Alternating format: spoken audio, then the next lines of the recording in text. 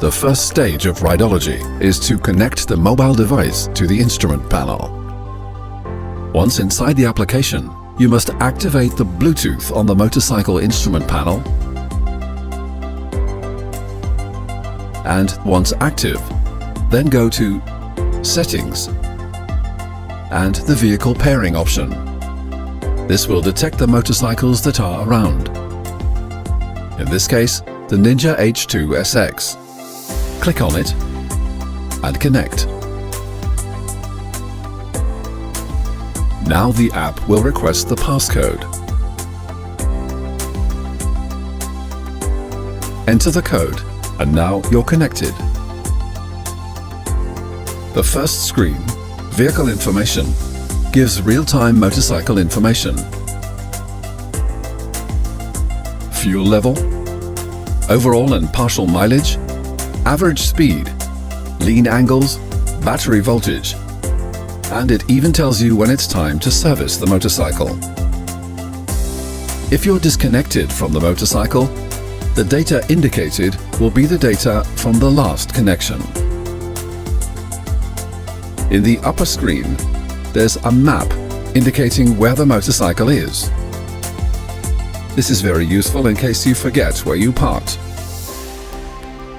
However, it's not a vehicle locator as the motorcycle doesn't have GPS. It indicates the last point where the motorcycle was connected to the application. If you want to use it, click on the motorcycle icon and then automatically open the location app you've installed on your mobile, so you can go to where the bike is parked.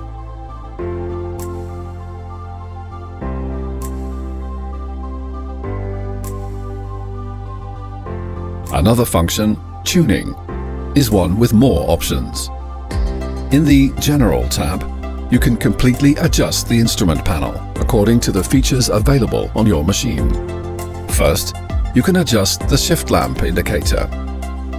You can configure it by RPM range. Simply select the top range you want and send the order to the bike. It also allows you to see an indication of mobile calls and email notifications on the instrument panel, as well as the units of distance, consumption and temperature, date and time format.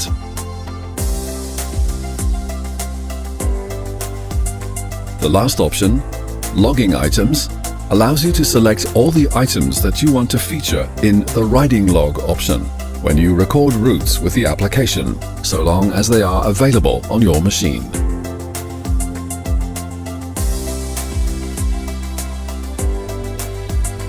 In the second tab, Riding, you can select the riding modes.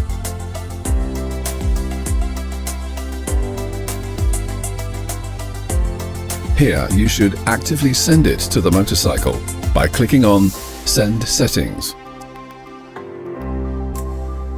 Now let's examine the rider mode, the configurable mode. From here, it's much easier to configure the rider mode than from the instrument panel. You can select the power mapping, traction control, make electronic suspension adjustments if this feature is available on your machine, and within the electronic suspension, you can select a finer adjustment to the extension and compression of the fork and shock absorber. You have 10 points of adjustment. It also allows you to adjust the load level. Now we select Rider only with a fine adjustment of +3. All this can be comfortably done from the sofa at home because the settings are stored on the mobile. In this case, what you've done is already stored in this first tab. You have as many mapping tabs as you want to make. It's practically infinite. There's more memory for mapping than possible combinations with all the elements. Then, once you've made the adjustments you like, and you're next to the motorcycle, you can switch on the bike and click on Send Settings on the app.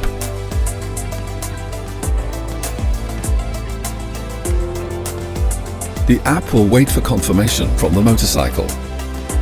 On the motorcycle, The display will now show all the adjustments you've made and whether you want to apply these changes. If you confirm, this rider map is sent to the motorcycle.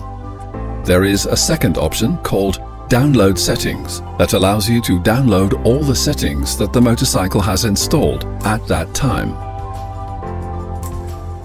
There is another function, Riding Log, that allows you to record everything that happens to your data en route, similar to telemetry. If we click on the green plus icon, the recording screen opens. To start recording, simply press the play icon, and it starts recording. You can have it paused for a maximum of 24 hours.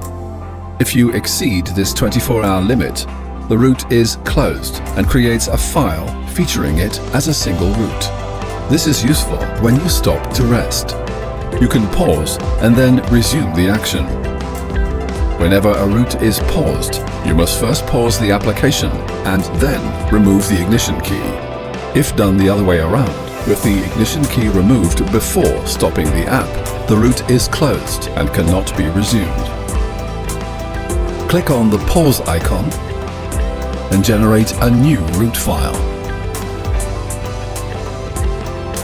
Once recorded, you can see all the data collected. The time and date, duration, total distance, and, in this case, the maximum right and left lean angle.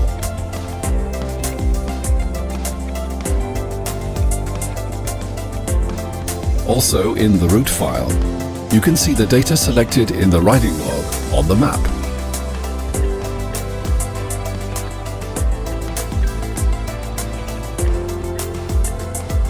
Engine RPM, gear selected, water temperature, detailing the data according to your position on the map.